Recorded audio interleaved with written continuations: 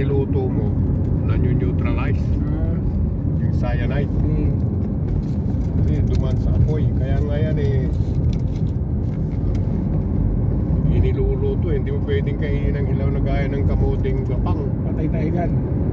Patay ka sa cyanide yan. Ang kamuting gapang nakakain mo pa ng hilaw eh. Oo, nakakain. Kain ng baboy yan eh, di ba?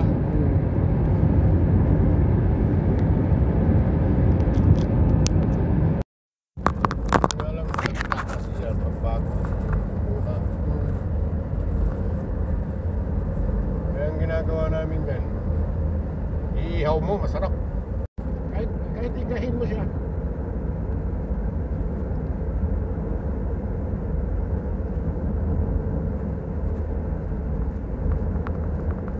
Saka dati nung bago pa lang ako doon, lakas ko kumain ng mga bayawak.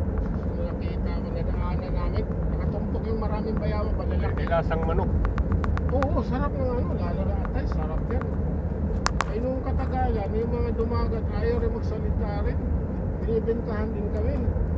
Bili kami ng bayawak, 300, malalaki. Mga ganito yung katawan, no? Ah, laki no? Sus, nung wala pang uwi na kami, nakita ko yung sabi ko ba, may dinadaan kaming maliit na kubo-kubo.